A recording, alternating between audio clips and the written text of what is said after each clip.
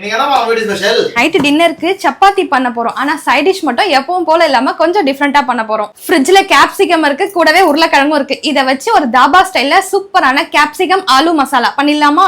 இதுக்கும் சப்பாத்தியை கொஞ்சம் எக்ஸ்ட்ராவாவே செஞ்சு வச்சிருங்க. ஏன்னா இந்த கிரேவி செஞ்சீங்கன்னா 2 சப்பாத்தி எக்ஸ்ட்ராவாவே கேட்டு வாங்கி சாப்பிடுவாங்க. 2 பெரிய வெங்காயத்தை இந்த மாதிரி கியூப்ஸா கட் பண்ணி வச்சுக்கோங்க. அதே மாதிரி ஒரு கேப்சிகமும் இதே மாதிரி கட் பண்ணி வச்சுக்கோங்க. ஒரு உருளைக்கிழங்க வேக வச்சு தோல் எடுத்து அதையும் கியூப்ஸா கட் பண்ணி வச்சுக்கோங்க. இப்போ ஒரு கடாயில 3 ஸ்பூன் எண்ணெய் சேர்த்துட்டு 1/2 ஸ்பூன் சோம்பு போட்டு தாளிச்சதும் பொடியா நறுக்குன 2 பெரிய வெங்காயம் சேர்த்து நல்லா வதங்கினதும் 1/4 ஸ்பூன் இஞ்சி பூண்டு பேஸ்ட் சேர்த்து நல்லா வதக்கிக்கோங்க. இது கூடவே அரைச்சு வச்சிருக்க 2 தக்காளியும் சேர்த்து நல்லா வதக்கினதுக்கு அப்புறம் 1 ஸ்பூன் மிளகாய் தூள், 1/2 ஸ்பூன் காஷ்மீர் மிளகாய் தூள், 1/2 ஸ்பூன் தனியா தூள், 1/4 ஸ்பூன் கரம் மசாலா, 1/4 ஸ்பூன் மஞ்சத்தூள் சேர்த்து நல்லா வதக்கி விட்டு இது கூடவே 1/4 கப் புளிப்பில்லாத தயிரையும் சேர்த்து நல்லா வதக்கி விட்டுக்கோங்க. மசாலால இருந்து எண்ணெய் பிரிஞ்சு வந்ததுக்கு அப்புறம் ஒரு கிளாஸ் தண்ணி சேர்த்துட்டு ஃபிளேவருக்காக கொஞ்சமா புதினா இலையை சேர்த்து மூடி போட்டு லோ ஃபிளேம்ல கொஞ்ச நேரம் கொதிக்க விடுங்க. அதுக்குள்ள இன்னொரு பக்கம் ஒரு கடாயில கொஞ்சமா எண்ணெய் சேர்த்துட்டு கட் பண்ணி வச்சிருக்க வெங்காயம், கேப்சிகம், வேக வச்ச உருளைக்கிழங்க சேர்த்து லைட்டா வதக்கி எடுத்துக்கோங்க. மசாலாவோட பச்சை வாசனை எல்லாம் போய் தண்ணி எல்லாம் ட்ரை ஆனதும் வதக்கி வச்சிருக்க வெஜிடபிள்ஸ் சேர்த்து நல்லா கலந்து விட்டு கடைசியா தாபா டேஸ்ட்டுக்கு மேல கொஞ்சமா கஸ்தூரி மேத்தியை தூவி விட்டு சூடான சப்பாத்தியோட வச்சு சாப்பிட்டு பாருங்க. டேஸ்ட் வேற லெவலா இருக்கும். ட்ரை பண்ணி பாருங்க.